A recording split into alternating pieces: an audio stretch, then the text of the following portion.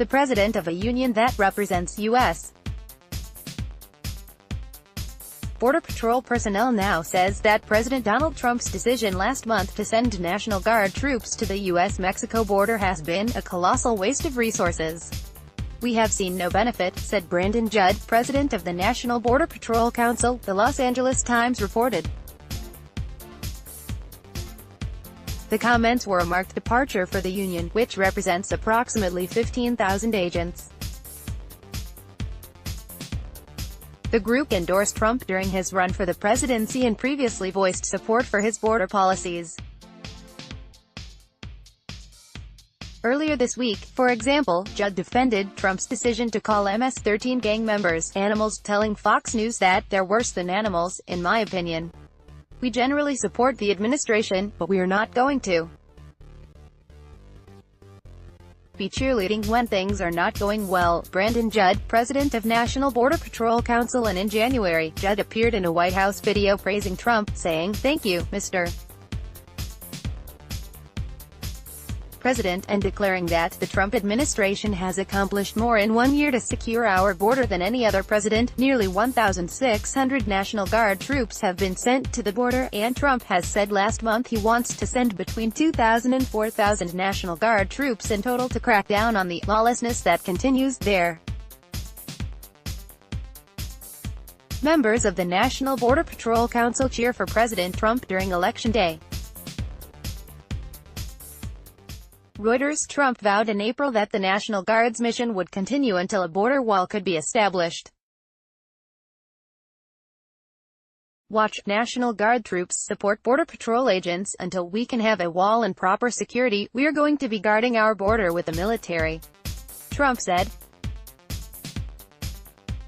"That's a big step. We really haven't done that before, or certainly not very much before." Initially, Judd said, the president's plans led to a sense of optimism. "When I found out the National Guard was going to be on the border, I was extremely excited," Judd told the Los Angeles Times.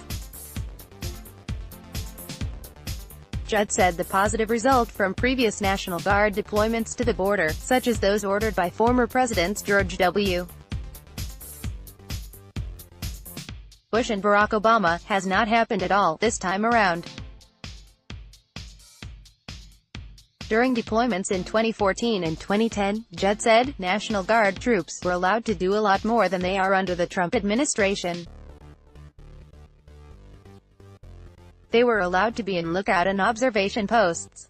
They were allowed to be out grading the roads and mending fences. They were allowed to be our eyes and ears, freeing us up, but this time, according to Judd, they're not allowed to be in the public eye. They're not allowed to be in our lookout and observation posts, even in Texas.